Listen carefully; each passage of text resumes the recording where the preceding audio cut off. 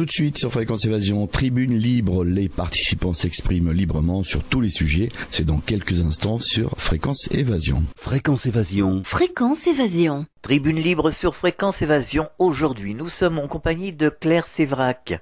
Claire Sévrac, bonjour, merci d'être avec nous. Bonjour à vous. Alors vous êtes en train de publier un ouvrage, on en parlera en fin d'émission. Nous allons parler de plusieurs thèmes, du contrôle du climat, des chemtrails, on en a l'habitude ici, justement, de l'imposture d'Al Gore, et nous parlerons de la géo-ingénierie en général. Qu'est-ce qui vous a attiré à enquêter sur les chemtrails ? C'est-à-dire, j'avais déjà Monsanto dans le collimateur depuis un bon moment, depuis que j'avais écrit Complot mondial contre la santé. Et un jour, j'ai eu la preuve, la photocopie du brevet de Monsanto qui avait déposé des plantes, des légumes qui résistaient à l'aluminium.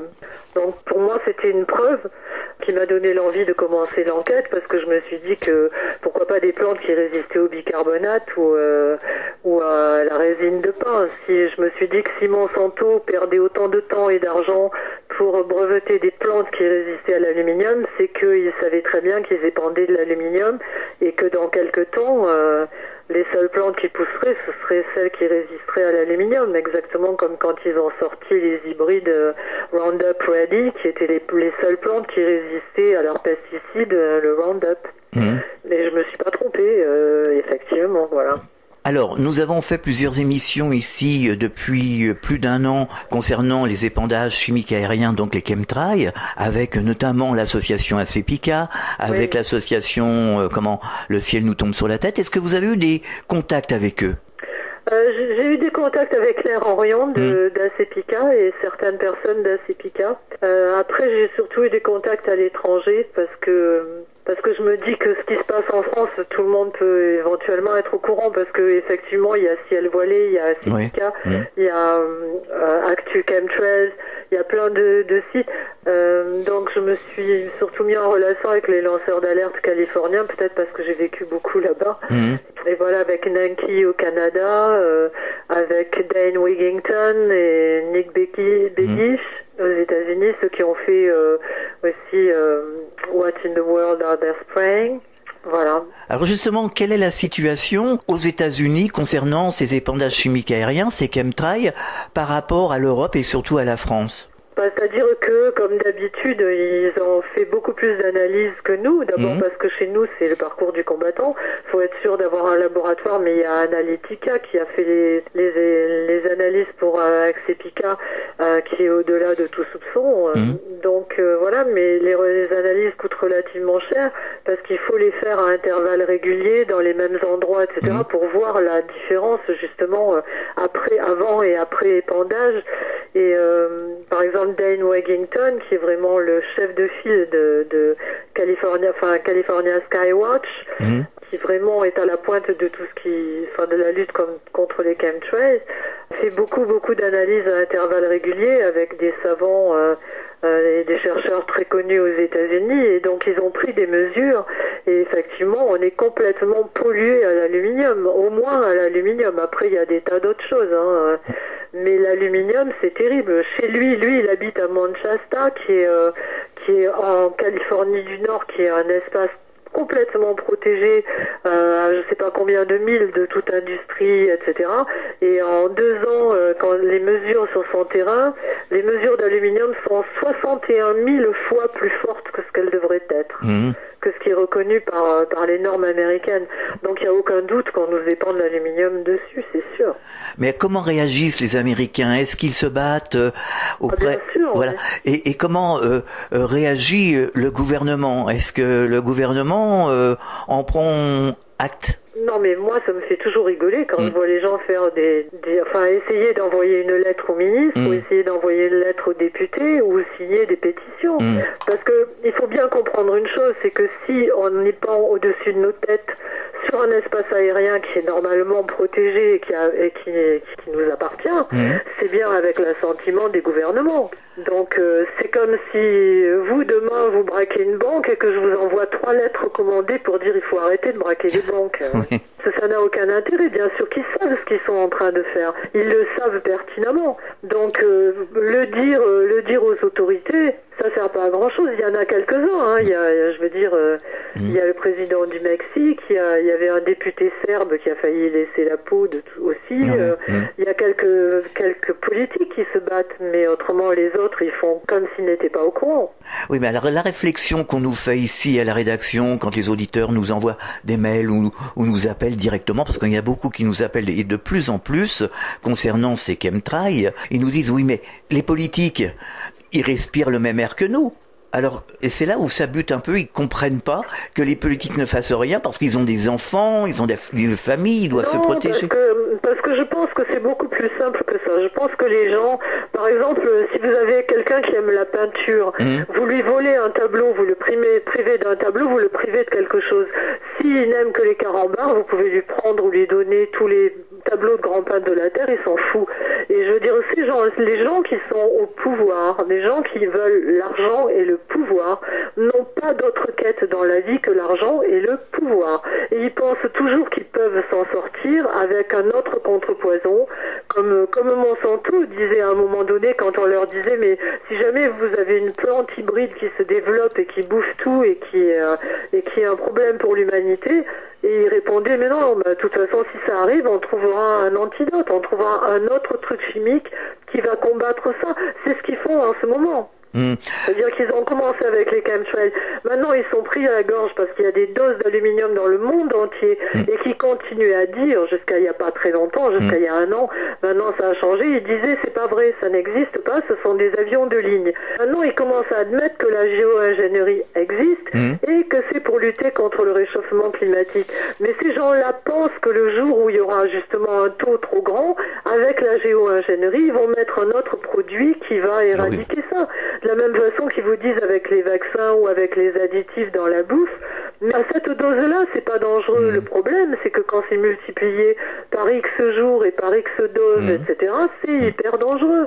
C'est comme les mecs qui sont pour le transhumanisme, qui veulent l'homme-machine. Ils le veulent, hein. C'est pour ça que, je veux dire, un homme politique qui trempe là-dedans et qui prend ses enveloppes à la fin du mois et pour fermer sa gueule, quelque part, il sait bien que ses enfants risquent d'être irradiés et tout, oui, mais l'immédiat est beaucoup plus important que le long terme. Ils pensent toujours que dans le long terme, ils vont s'en sortir. Moi, je sais parce que j'ai un animateur télévision que j'aimais beaucoup et qui est un ami et qui est connu pour soi-disant dire ce qu'il pense, etc., être une forte tête. Quand j'ai dénoncé le garde d'asile, vraiment, et que j'ai dit ce vaccin, nana, etc., et que j'ai sorti le complot mondial contre la santé, il ne m'a pas pris dans son émission. On est amis depuis très longtemps. Et un jour, je l'ai eu sur Facebook et je lui ai dit pourquoi tu ne me réponds pas. Il m'a dit c'est une affaire d'État et de gros sous. Et je lui ai dit très bien, tu donc gardes ton salaire le jour où tu auras une de tes filles qui aura un problème. Et ça n'a pas raté, c'est-à-dire que quelques mois après, une de ses filles avait été vaccinée, avait un gros problème. Là, ils sont devant le fait accompli. Autrement, jusque-là, ils pensent toujours qu'ils vont passer au travers. Tribune libre sur Fréquence Évasion. On joue à l'apprenti sorcier, on est dans l'irresponsabilité totale. Et ces personnes-là, ces gens, enfin, je pense aux divers gouvernements, il n'y a pas que le gouvernement français, bien entendu, sont censés nous protéger, sont censés faire preuve de responsabilité, de transparence, comme ils le disent. Bon, alors... C'est Alice au pays des merveilles. Ça. Oui, non, mais voilà. Oui, mais là, on a des technologies qui nous dépassent.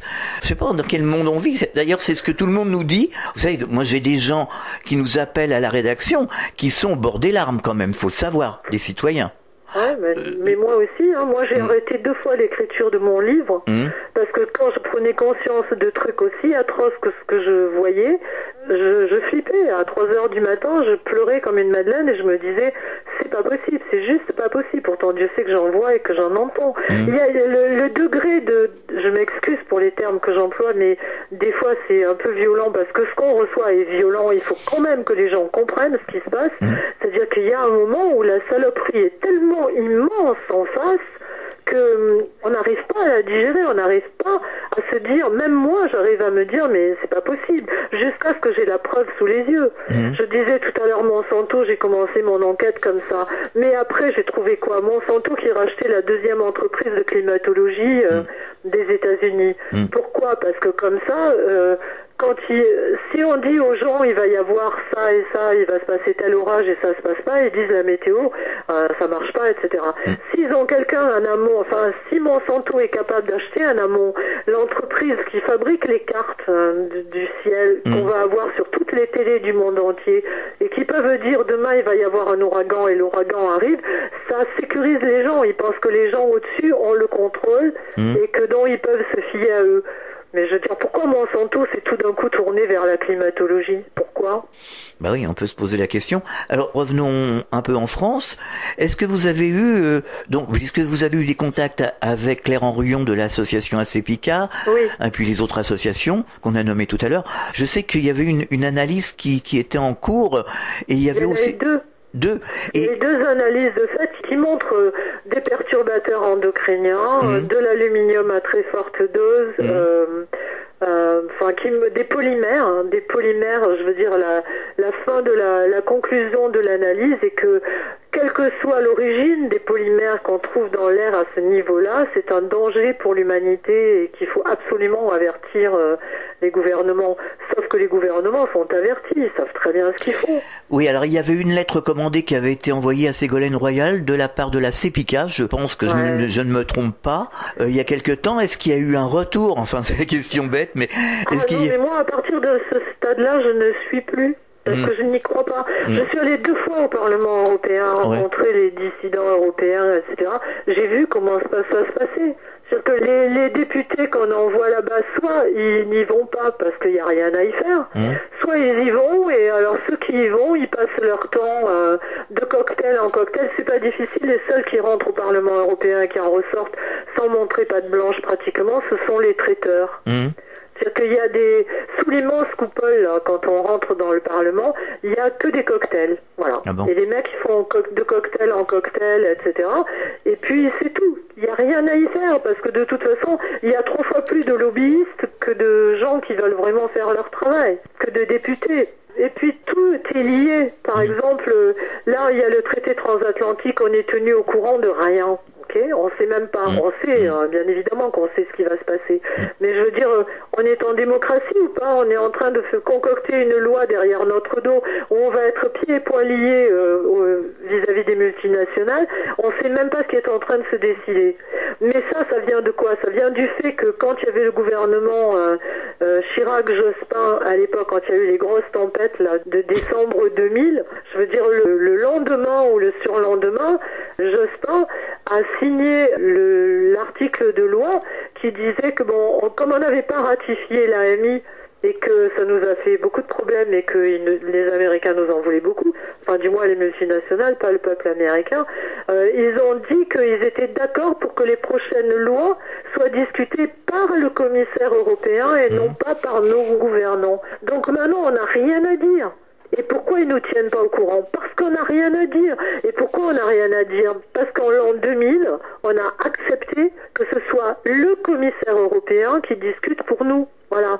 Faut regarder les choses qui se passent. Ce ne sont pas des hasards. C'est un plan qui est construit depuis la fin de la Deuxième Guerre mondiale, qui est fait pour nous étouffer dans tous les sens. Que ce soit la précarité, je veux dire, c'est pareil quand on nous dit le gouvernement fait tout ce qu'il peut pour qu'il y ait le plein emploi. C'est pas vrai, c'est du pipeau.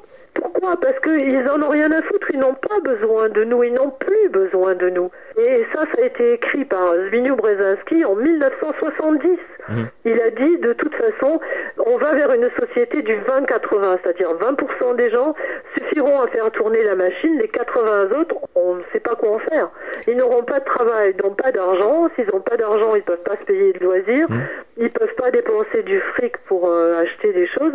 Donc, qu'est-ce qu'on fait? Au départ, ils ont dit on fait le tititainment, c'est-à-dire on les endort par la nourriture, c'est-à-dire par les additifs et tout ce qu'on a vu arriver dans la nourriture, et par aussi la nourriture de l'esprit. On a vu ce que ça donnait en télé, voilà.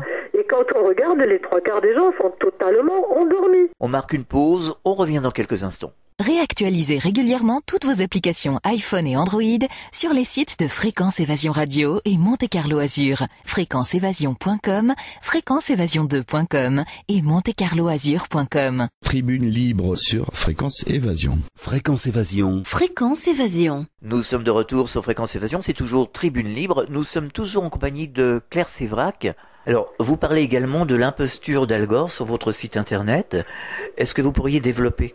Oh bah, Al Gore, il a fait un film qui s'appelle Une vérité indésirable, ou je ne me rappelle plus exactement comment ça s'appelle. Et ce film, donc, il est allé le présenter dans toutes les écoles, etc. Déjà en Angleterre, il a eu les proviseurs de lycée qui se sont élevés contre ce film en disant que c'était de la propagande et que c'était pas du tout la réalité qui se passait. Et en fait, Al Gore défend la thèse des escrocs, à savoir que le réchauffement climatique est dû aux êtres humains. On est trop nombreux sur Terre, on éjecte trop de CO2, je trouve pas les mots en français, et donc c'est ce CO2 qui pourrit la planète, qui détruit la couche d'ozone, mais c'est surtout le nôtre de CO2, hein. C'est pas celui qui est de l'armée, c'est pas celui, je veux dire, c'est le nôtre.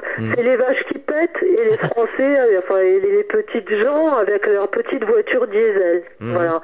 Ça, c'est la première escroquerie d'Al Gore. Et quand on suit Al Gore, déjà, on se rend compte que toute sa lutte, ça n'est pas pour enlever le CO2 de la planète.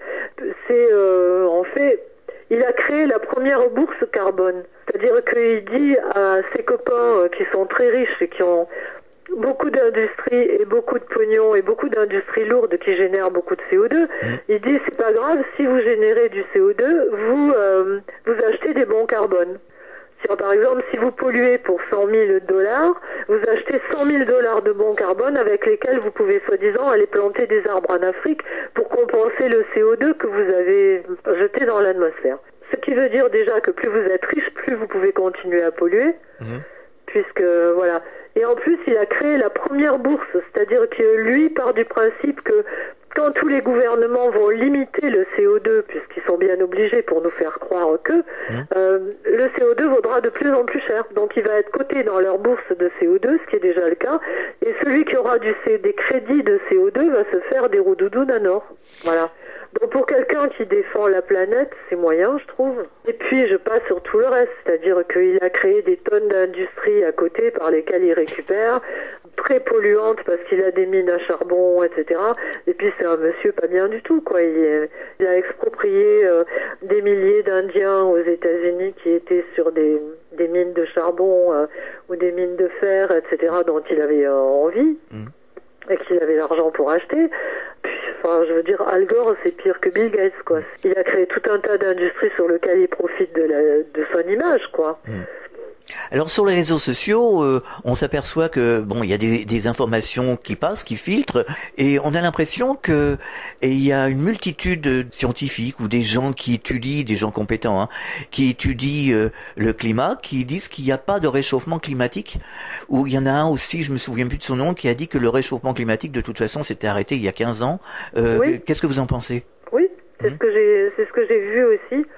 Premièrement, il y a, quelle que soit la thèse, de toute façon, soit le réchauffement climatique s'est arrêté il y a 15 ans, c'est ce que disent effectivement beaucoup de thèses. De notre côté, moi, je fais beaucoup confiance à mon bon sens et je pense que s'il y a une chose qu'on peut faire en ce moment, c'est ça. C'est-à-dire, avant, on disait, je l'ai vu de mes yeux vus dans les campagnes. Eh ben, il faudrait que les gens commencent par là. Ce qu'on voit avec nos yeux, les traînées qu'on voit dans le ciel et qui ne sont pas normales et qu'on sait et qu'on voit qui ne sont pas normales, faudrait commencer par là. Et je veux dire, le réchauffement climatique, c'est pareil. Depuis qu'ils nous bassinent avec le réchauffement climatique, on s'est jamais autant caillé, déjà. Ah oui, ça c'est vrai. Dans le sud de la France. Moi, j'habite Paris, la banlieue de Paris depuis 1970.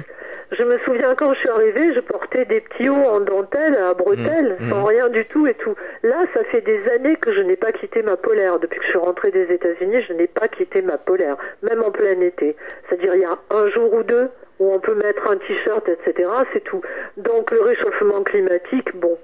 C'est vrai que en Provence, depuis 3 ans, on n'a jamais eu aussi froid, Voilà. Donc ça, c'est le réchauffement climatique. Ok. Alors, en admettant que le réchauffement climatique soit vrai, Il n'est pas dû, c'est ce que je disais tout à l'heure. Franchement, les vaches qui pètent et les voitures diesel, ça représente peanuts. C'est-à-dire, quand on regarde les chiffres, on s'aperçoit que, est-ce que vous savez combien dépense l'armée américaine en fuel par jour? Non, allez-y. 2,6 milliards de gallons de fuel. C'est-à-dire 2,6 multiplié par 3 litres 8. C'est-à-dire que, qu'est-ce qu'on fait, nous, avec... C'est nous qui créons la pollution avec nos 4 voitures diesel qui rentrent dans Paris? Non, mais les vaches, elles pètent depuis des siècles, hein, aussi, hein. Faut y réfléchir. Oui, mais alors, par exemple, quand on lit les gens comme Al Gore, etc., faudrait éventuellement mettre un bouchon au cul des vaches, ou alors qu'elles puissent péter que les jours pairs ou les jours impairs, voilà. Mais par contre, l'armée, ça n'existe pas. Quand on voit, par exemple, ce que représentent, par exemple, les actions de guerre au Mali, etc., combien ça dépense de fuel par jour, parce qu'ils sont bien gentils, mais je veux dire, la couche d'ozone, elle n'est pas juste au-dessus de la France ou juste au-dessus de l'Allemagne, elle connaît pas les frontières là-haut. Hein. Oui, bien sûr. Ouais. Donc tout ce qu'on envoie dans l'atmosphère ou dans la stratosphère, on l'envoie là-haut, point.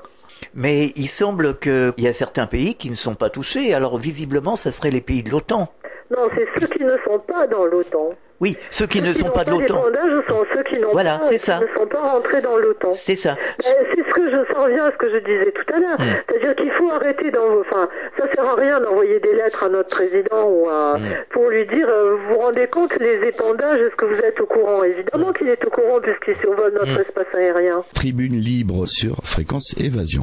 Mais alors, comment se fait-il qu'aujourd'hui, alors avant, il y a ne serait-ce que 3 ans, bon, on savait pas trop ce que c'était, mais aujourd'hui, moi, je m'aperçois que, bon, même s'il y a des gens qui sont pas encore au courant, il y a énormément de personnes au courant, ne serait-ce que, vu les appels téléphoniques que l'on reçoit, on en reçoit même maintenant, on en reçoit de l'étranger, hein, mais en France, on en reçoit de toutes les régions, que ce soit de Bretagne, de Corse, du sud de la France, du centre, de Lyon, en Bordeaux, on reçoit des coups de téléphone sans arrêt. En plus, on en parle régulièrement sur les réseaux sociaux, on envoie des lettres aux gouvernants. Comment se fait-il qu'on n'a aucune réponse? On a l'impression qu'il y a 2 mondes qui se côtoient, 2 mondes parallèles. Et des fois, ils répondent la même chose qu'ils répondaient. Alors, je sais, mon enquête, je suis remontée il y a 60 ans. Et en fait, moi, j'habitais les États-Unis, j'habitais la Californie dans les années 80, à partir de 85, pendant presque 15 ans. Et je me souviens très bien, d'abord j'allais souvent, pas à Vegas, mais j'allais dans les tribus indiennes qui sont autour, les tribus Navajo, et je me souviens très bien qu'à Vegas, les gens disaient c'est insupportable, on a été épandus, etc. Et bon, à l'époque je regardais ça en me disant, mais bon, quand on connaît l'endroit, c'est-à-dire que Vegas c'est une plaine qui fait, je sais pas, peut-être 600 km de long, quoi, avec juste des petits trucs. Donc, on peut voir les avions arriver, épandre et repartir. On le voit. C'est pas comme un truc qui est caché. Donc, les gens disaient ça, et bon, moi, je savais pas du tout si c'était vrai, pas vrai, ce que ça voulait dire. J'étais à des lieux de ça. Et les gens étaient très en colère parce qu'on leur dit, quand ils se plaignaient, on leur disait, mais faites-vous examiner, vous êtes peut-être pas au mieux de votre forme, quoi. Faut aller consulter. Vous avez la manie, le délire de la persécution, etc. Et en fait, quand j'ai commencé mon enquête et que j'ai revu tous ces documents, j'ai trouvé aussi des documents déclassifiés de l'armée américaine qui ont été déclassifiés en 2002. Et les premiers documents disent quoi? Qu'on a épandu à Vegas de 75 à 85. À Vegas, dans le Marineland, dans plein d'endroits aux États-Unis. Il y a même des endroits où ils ont épandu des bactéries pour faire des tests pour la guerre du Golfe, pour savoir quel était le pourcentage de la population qui allait déclencher un cancer en dessous. Quand on lit ça, ça fait totalement flipper. C'est-à-dire qu'on se dit, mais dans quel monde on vit?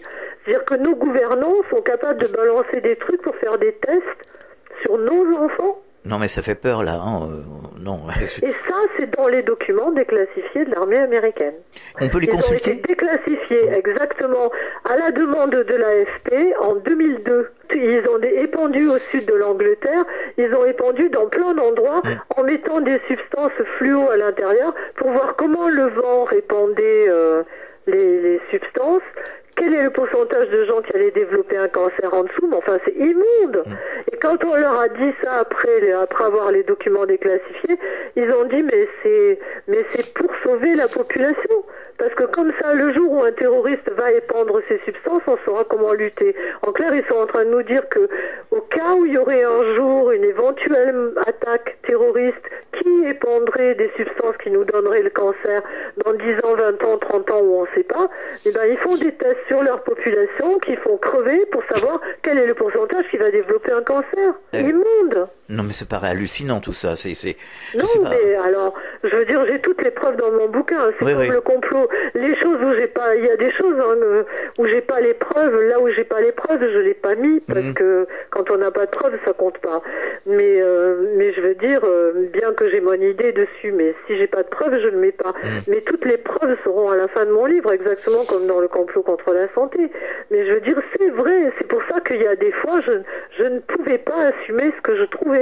Oui, comme il y a un traité de non-prolifération des armes chimiques qui s'appelle le traité ENMOD, E-N-M-O-D, et tout le monde se réfère à ce traité de l'ONU qui dit qu'il est interdit d'épandre des substances chimiques sur ses ennemis pour faire des guerres propres, ok?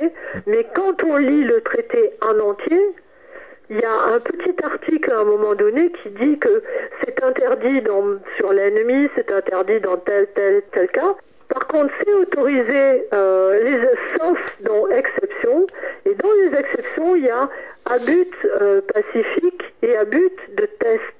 C'est-à-dire, c'est ça qui leur a permis d'épandre. C'est-à-dire que c'est interdit sur son ennemi, mais c'est pas interdit sur sa population, parce que si c'est sur sa propre population, ça veut dire que c'est à but de test pour pouvoir protéger la population. C'est une hypocrisie sans nom. Oui, non, mais puis ça tient pas debout, tout ça. Je sais pas. C'est ce qui a permis à l'époque d'épandre sur Las Vegas, sur le Maryland, sur le sud de l'Angleterre, et éventuellement chez nous. On n'en sait rien, parce que chez nous, les documents déclassifiés, je sais pas où on les trouve. On marque une pause, on revient dans quelques instants. Chaque jour, sur Fréquence Évasion Radio, recherche, ovni, paranormal, faits de société, protection de l'environnement et les rendez-vous avec vos stars préférées dans Paroles de Stars. Fréquence Évasion, c'est également la voix des sudistes en Principauté de Monaco et dans le Grand Sud. Fréquence Évasion Radio, dites-nous tout. Dites-nous tout. Dites-nous tout.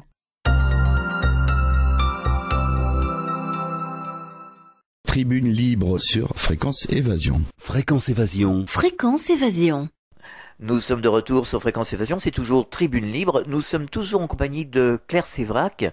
Donc on pourra aussi faire la liaison avec le projet qui n'est visiblement plus un projet, ARP. De plus en plus on voit des photos circuler sur Facebook, enfin un peu partout. ARP et les chemtrails, il y a un lien entre les deux. C'est complémentaire. C'est-à-dire que dans les chemtrails, ils épandent aussi des particules d'aluminium, justement.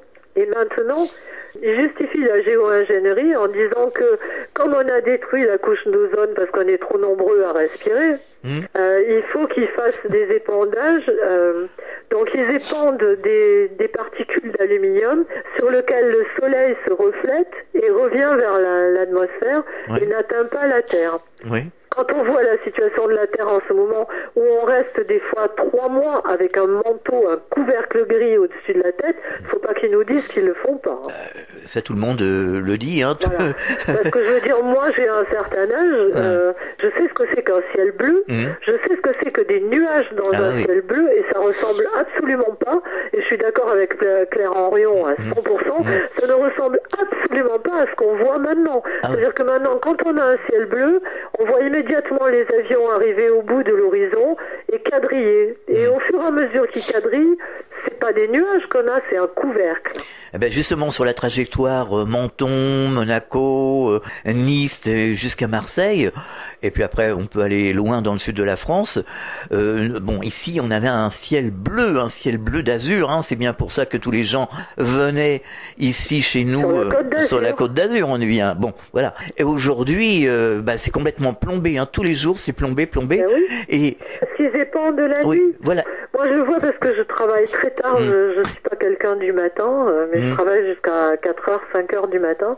Et des fois, je suis toute seule à mon ordinateur et je suis en pleine forêt. Il n'y a pas un bruit autour de moi, à part les taupes. Donc, et j'entends les lourds porteurs, j'entends les gros porteurs. Ouais. Donc, c'est là qu'ils épandent. Et les gens hurlent sur la Côte d'Azur, à Nice, vraiment, les gens sont à bout. Alors je sais pas, le gouvernement est bien au courant que les gens commencent à être très énervés. parlait de la géo-ingénierie en disant oui, mais on est obligé parce que la couche d'ozone est détruite. Mais la couche d'ozone est détruite pourquoi? C'est eux, alors là, c'est là où on rejoint HAARP. C'est-à-dire que le principe de HAARP, c'est de prendre des ondes haute fréquence et de les balancer dans la l'ionosphère, et elles redescendent en basse fréquence sur nous. Alors ça a deux trucs terribles, c'est que ça c'est fait soi-disant pour scanner la Terre, c'est-à-dire il n'y a pas un coin de Terre qui n'est pas scanné par HAARP sur je sais pas combien de kilomètres de profondeur, c'est-à-dire qu'il n'y a plus la possibilité pour les ennemis des États-Unis d'avoir des bases souterraines, d'avoir des sous-marins en plongée ou on ne sait pas où, etc. Ces ondes permettent justement de scanner la Terre, le sous-sol, de scanner les océans, d'être en relation avec les sous-marins en plongée, etc. Mais par contre, ces ondes-là, quand elles sont dans l'ionosphère, elles trouent l'ionosphère. C'est ça qui troue la couche d'ozone. C'est pas nos petites voitures merdiques au gasoil. Donc il faut arrêter de vouloir nous faire payer les choses parce que c'est pas nous. Voilà. C'est une escroquerie. Donc et en plus ces ondes en retombant sur nous retombent en basse fréquence dans des fréquences qui sont les fréquences de notre cerveau. Pour eux, c'est tout bénef, parce que d'un côté, militairement, ils ont tout ce qu'ils veulent, et d'un autre côté, ça détruit complètement nos cerveaux. C'est le même principe que la Wi-Fi, etc. Les micro-ondes. Les micro-ondes, au départ, c'était une arme. Maintenant, on en a partout autour de nous, et franchement, on en parlait un petit peu tous les deux, je dis des secrets avant que l'antenne s'ouvre. Mais arrêtez tous la Wi-Fi chez vous, c'est monstrueux ce que la Wi-Fi fait. C'est-à-dire qu'un enfant qui a un téléphone portable pendant 2 minutes dans les mains, ses ondes cérébrales mettent 2 heures à se recomposer.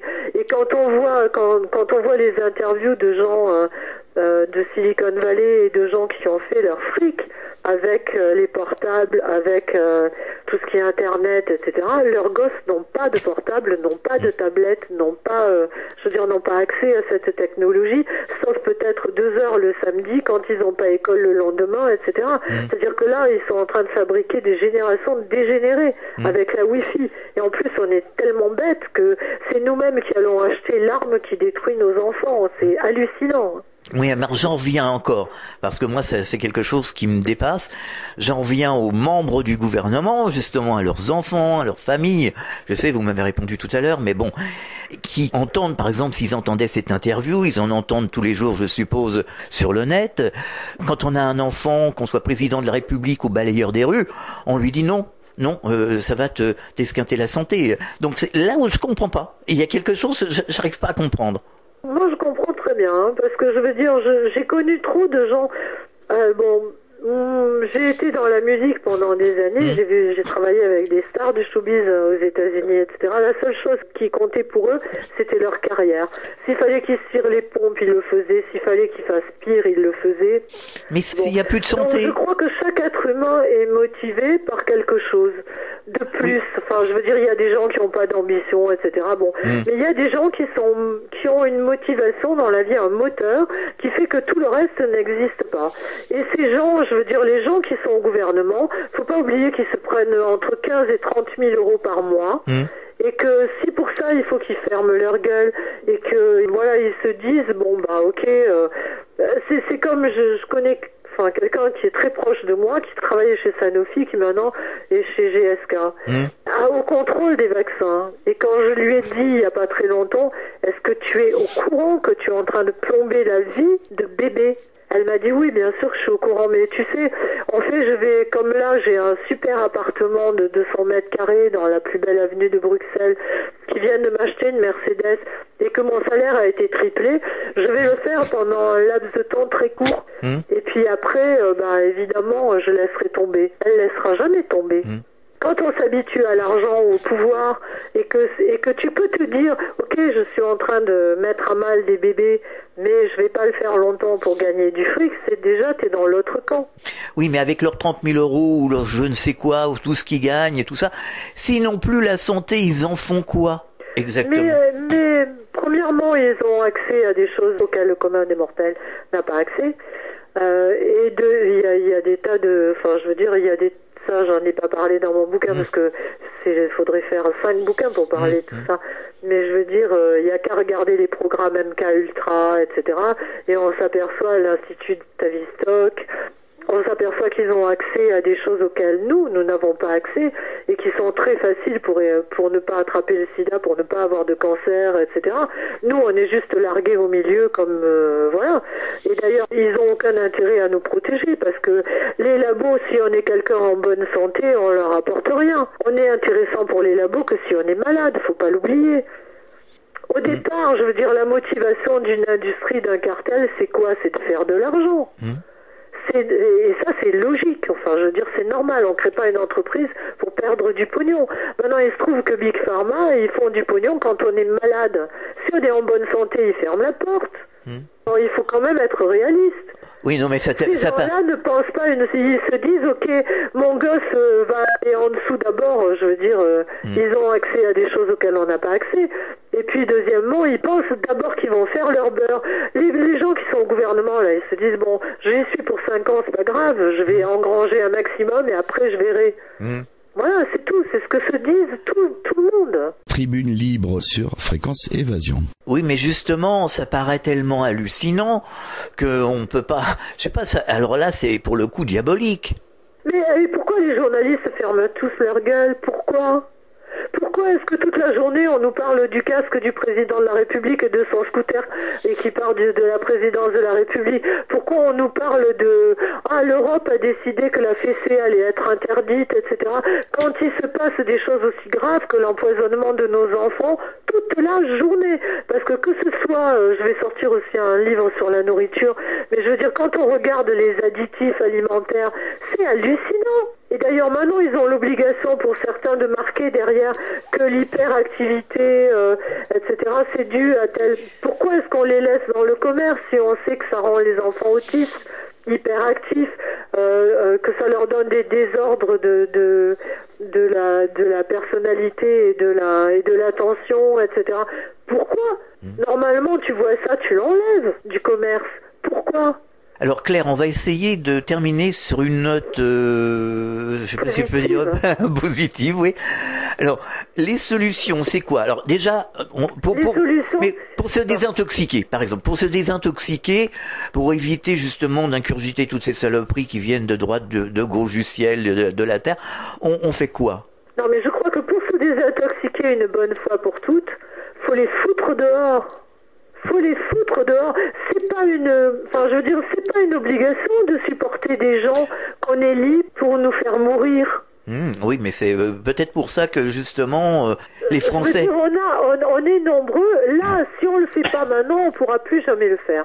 Parce que le taux d'autisme, à cause des vaccins, à cause de la nourriture, à cause des épandages, à cause des fluorides, on devient de plus en plus abruti, de plus en plus docile et de plus en plus con, il faut bien le dire, et de plus en plus résigné, etc. Donc, si on veut s'en sortir, c'est maintenant. Si demain je vois une maman, d'ailleurs ça m'arrive dans les conférences, quand il y a des mamans qui viennent me voir et qui me disent je suis d'accord avec vous et tout, mais là mon fils il va rentrer à l'école, alors je suis obligée de lui faire le vaccin. Je prends un verre et je lui dis voilà c'est de l'arsenic, vous le donnez à votre enfant? Elle me dit ah ben non c'est du poison. Et ben alors la réponse elle est là. Pourquoi est-ce qu'on accepte de donner du poison à nos enfants, de les laisser respirer du poison, bouffer du poison? Pourquoi? Alors aujourd'hui, là, dans la minute qui suit, qu'est-ce qu'on fait? Alors, est-ce qu'il faut changer quand même? On les vire. Oui, mais on va pas les virer dans 30 secondes, c'est ça le problème. Et qu'est-ce qu'on fait? Et qu'est-ce qu'on fait pour essayer de préserver sa santé? Franchement, je sais pas ce qu'on peut faire parce que l'eau est polluée, l'air est pollué, les plantes sont polluées, ils sont en train de refermer le couvercle sur nous comme jamais ça n'a été fait. Jamais. Oui, mais moi je vois par exemple où j'habite, il y a une source qui est vraiment pure. Il y a encore des... Et comment voulez-vous qu'elle soit pure avec les épandages? Tout n'est pas atteint non plus. Les épandages, ça tombe partout. Oui, mais tout n'est pas atteint. Il y a quand même, à travers l'écorce terrestre, il y a quand même des choses qui sont préservées. Il y a une seule source qui est pure, qui est dans l'Arctique et qui est à 2000 miles de profondeur. C'est la seule chose qui est pure sur la planète. Tout le reste est pollué. Alors bon, on va aussi s'adapter, parce que le corps humain s'est adapté à d'autres choses et s'adaptera à ça aussi. Mais je veux dire, qu'est-ce qu'il faut faire? Faut arrêter d'accepter. On a peut-être arrêté de consommer une certaine nourriture. Enfin, oui, de toute façon, tout ce qui est bio n'est pas intégralement garanti. Mais tout ce qui n'est pas bio est intégralement garanti nous tuer, quoi. Voilà, c'est ça. Bon, alors, vaut mieux consommer 5% de saloperie que 100%. Déjà. Exactement. Donc déjà, il faut manger bio. Bio, ça veut pas dire le label bio dans une grande surface. Hein. Il faut trouver un petit producteur local qui fait des légumes avec amour et qui même s'il met un petit peu de chimie dedans ou du sulfate, etc., comme faisaient nos grands-parents, qui fait pousser les légumes et les fruits le plus naturellement possible. Et ça, c'est déjà une façon de se protéger. Et puis pour tout le reste, franchement, je sais pas trop, quoi. Si, évidemment, faut enlever la Wi-Fi, faut enlever tous les téléphones sans fil, parce que ce que beaucoup de gens ne savent pas, c'est qu'un téléphone à l'intérieur de la maison, mais qui est sans fil, c'est la même chose, c'est la Wi-Fi, pareil, et c'est extrêmement dangereux. Faut regarder, il y a des sites sur Internet où on peut regarder où sont placés, parce que ça, c'est pareil, où sont placés les antennes, les relais antennes. Pour les téléphones, etc., qui sont extrêmement dangereux, extrêmement cancérigènes. Et on ne nous dit pas où ils sont, c'est-à-dire on peut vivre... Moi, j'ai appris en allant dîner chez des amis il y a 5-6 mois qu'il y avait un émetteur dans le clocher de mon village. Enfin, une antenne relais pour les téléphones portables dans le clocher de mon village. On le sait pas. Et ça, c'est anormal. C'est contraire au code de Nuremberg. C'est contraire à la Constitution. C'est contraire à la loi Kouchner de 2005, où on doit être absolument au courant de tout ce qui met notre santé en danger. Mais je veux dire que les gens se réveillent. Je veux dire, moi, je peux pas faire plus. J'arrête pas de le crier sur tous les toits. Si les gens veulent subir, ce que je comprends pas, c'est que par exemple, on voit, c'est très triste ce qui s'est passé à Charlie Hebdo. C'est une horreur. Bien sûr. Moi, oui, ça c'est clair. Oui, bien sûr. Oui, on l'a interviewé aussi. C'était un Cabu, c'était un amour, et je veux dire, chacun a bien le droit d'avoir des idées différentes, etc. Bien sûr. Mais je veux dire, il y a eu 1 million de personnes dans la rue, parce qu'on leur a dit, je suis Charlie, tu sors, tu mets une étiquette, je suis Charlie, tu vas dans la rue. Les mecs, ils sont tous allés dans la rue dire 1 million de personnes, sur les 1 million, il y en avait 900 000 qui n'avaient jamais vu Charlie Hebdo. Et je veux dire, on empoisonne leurs gosses à longueur de journée par tous les moyens possibles, et personne ne bouge. Donc, je veux dire, on peut rien faire de plus. Si les gens peuvent accepter que leurs gosses soient empoisonnés sans bouger... Non, mais aujourd'hui, de toute façon, si on ne fait rien, avec tout ce qu'on vient de dire là dans cette émission, si on ne fait rien, on va directement droit à l'autodestruction. Moi, les Robocop qui prennent des produits bizarres et tout ça, qu'ils soient président de la République ou n'importe quoi, ils sont comme tout le monde. Et moi, j'y crois pas du tout à cette histoire-là. Donc, ils vont payer comme tout le monde. Et ils ont, voilà. Oui, ils vont payer, mais ils seront contents parce qu'ils auront plein de pognon. Quand ils seront morts, ils feront quoi de leur argent? C'est ça le problème. Ils feront quoi de leur argent? Non, mais là, vous savez bien que l'humanité n'est pas faite comme ça. C'est comme quand on dit à un psychopathe, mais à quoi ça sert que tu détruises ton union avec ta femme? Voilà. À quoi ça sert? Je veux dire, à quoi ça sert? C'est pas son propos. Lui, son problème, c'est que il est construit pour créer un problème chaque fois qu'il voit sa femme en face. Comment font les manipulateurs pervers, etc. Si la logique, je veux dire, et la raison primée dans ce monde, ça se saurait. Un pervers, il reste manipulateur pervers toute sa vie. Donc, 3 quarts du temps. On va à l'autodestruction. Si les gens se réveillent pas, oui. D'accord. Parce que là, c'est d'autant plus grave que c'est le monde entier. C'est-à-dire, c'est pas un petit bout de la planète qui est, je veux dire, c'est le monde entier qui est touché. On marque une pause, on revient dans quelques instants. Réactualisez régulièrement toutes vos applications iPhone et Android sur les sites de Fréquence Évasion Radio et Monte Carlo Azur, fréquenceévasion.com, fréquenceévasion2.com et montecarloazur.com. Tribune libre sur Fréquence Évasion. Fréquence Évasion. Fréquence Évasion. Nous sommes de retour sur Fréquence Évasion, c'est toujours Tribune libre. Nous sommes toujours en compagnie de Claire Sévrac. Alors Claire, vous allez publier un ouvrage. Quelle en sera la teneur générale de cet ouvrage? La teneur générale, ça part justement du fait que j'ai trouvé que Monsanto brevetait des plantes résistantes à l'aluminium. Donc je me suis intéressée au chemtrail. Et après, évidemment, historiquement, est-ce que c'était vrai, pas vrai, est-ce qu'il y avait des chances que, bon, quand on voit que pendant 20 ans, 30 ans, 40 ans, ils ont breveté des choses qui leur permettaient de faire les épandages les plus sophistiqués possibles, qu'il y a des législations aussi. Il y a un traité qui date de 1975 entre les États-Unis d'Amérique et le Canada, qui dit, conscient que nous sommes de dépendre des deux côtés de la frontière, et que la frontière, je vous fais ça en résumé, hein, c'est l'article 1. L'article 1, c'est conscient que nous épandons un peu partout, etc., et que la frontière ne s'arrête pas là où les gouvernements l'ont mis. Il faudrait peut-être en clair qu'on se mette d'accord sur les épandages, parce que ça fait double emploi d'un côté et de l'autre. Je vois pas comment deux pays comme les États-Unis d'Amérique et le Canada feraient un traité pour quelque chose qui n'existe pas. Bien sûr, oui. Voilà. Après, bon, il y a la géo-ingénierie, effectivement. Il y a Bill Gates, qui est, Al Gore et Bill Gates, il faudrait leur donner. Mais d'ailleurs, ils ont déjà eu le prix Nobel, donc ça prouve déjà quelque chose. Après, c'est le pourquoi. Pourquoi est-ce qu'il y a tous ces épandages? Pourquoi entre la cause qu'on nous donne, qui est le fait qu'il y a le réchauffement climatique, en fait, on s'aperçoit que les causes sont multiples. Les causes, c'est premièrement l'indépendance alimentaire, c'est-à-dire que si nous plombe tout ce qui pousse là, c'est ce qu'a fait effectivement Monsanto avec le Roundup Ready, mais c'est ce qu'ils sont en train de faire maintenant, c'est-à-dire que tous ceux qui n'achèteront pas à Monsanto des plantes qui résistent à l'humiliant ne pourront pas bouffer, c'est clair. Donc c'est notre indépendance alimentaire qui est foutue. La deuxième chose, c'est les guerres climatiques, c'est-à-dire que quand on... Par exemple, si on a les vins de Californie, je donne cet exemple parce que il est prouvé, les vins de Californie ont des vins moyens par rapport aux vins de Bordeaux sur une année, et ils veulent les vendre au meilleur prix. Une petite tempête de grêle sur Bordeaux, ça résout le problème. Bien sûr, ouais. Ça, c'est les guerres climatiques économiques. Et il y a aussi les guerres climatiques pour faire flipper un État. Par exemple, on demande à la France de s'allier aux États-Unis pour entrer en guerre contre l'Irak. La France dit oh ben non, comme à l'époque, oh ben non, là on n'est pas très sûr qu'on veuille y aller.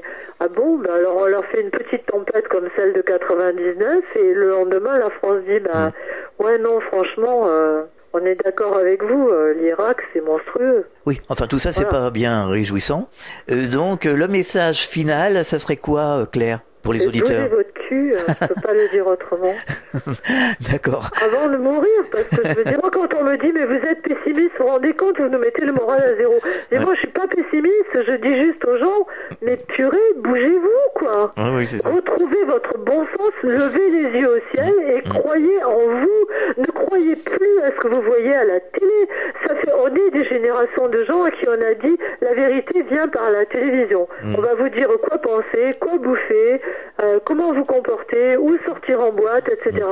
Mais ça, nos grands-parents le faisaient pas. Nos grands-parents, ils allaient dans les champs, ils levaient la tête et ils disaient ah, ce soir il va pleuvoir, etc. Bon, et ils faisaient leur plan comme ça. Depuis quand, interrogez vos auditeurs quand ils vous appellent, depuis quand est-ce que vous n'avez pas vu un orage normal avec des éclairs, des tonnerres, et où quand on était gosse, on comptait entre l'éclair et les tonnerres pour savoir à combien de kilomètres était l'orage. Ça n'existe plus. Oui, c'est vrai. Ça n'existe plus. Moi, ça fait au moins 4 ans que j'ai pas vu un orage. Ah oui. Alors, dans le sud de la France, ce que vous me décrivez, là, ça fait à peu près, 4 ans. On va dire 3 ans. Allez, 3 ans et demi, on va être gentil. De temps en temps, on a 2 coups de tonnerre. Et on dit tiens, il va y avoir un orage et puis plus rien. Il s'éloigne pas, il s'approche pas, il disparaît, voilà. Alors l'autre truc qui est extraordinaire, est-ce que vous avez déjà vu des éclairs parallèles à la Terre? Ah ça, non, pas encore. Le principe de l'éclair et de la foudre, c'est que ça tombait droit sur quelque chose. Avant, maintenant, on voit de temps en temps des tonnerres où il y a 2 tonnerres, plus rien, des éclairs parallèles. Mais c'est quoi ça? C'est des décharges électriques, c'est des champs magnétiques, ce ne sont pas des orages, ce n'est pas le temps de la planète. Faut que les gens se rendent compte qu'on vit dans un truc qui n'est pas là où on devrait vivre. Tribune libre sur Fréquence Évasion. Alors justement, Claire, il y a une auditrice de Toulouse qui me disait il y a 3 ou 4 jours, on va pas donner son nom, elle s'appelle Martine, juste Martine de Toulouse, qui nous disait qu'elle avait remarqué que le ciel correspondait au ciel qui est mis en décor au journal le soir sur France Télévisions avec des nuages jaunes. Eh ben c'est bien ce que je vous disais tout à l'heure. C'est-à-dire que maintenant, il y a la deuxième société de climatologie qui a été rachetée par Monsanto, soi-disant pour aider les paysans à prévoir l'agriculture, on y croit. Et l'autre, la première société américaine qui fait les cartes pour toutes les télés du monde entier, les cartes météo, a été rachetée par Rothschild. Et franchement, je ne mens pas. Hein. On va nous dire qu'on est des complotistes, mais c'est vrai. C'est juste comme ça, c'est vrai. Donc ça veut dire que c'est pas nous les complotistes, hein, c'est eux.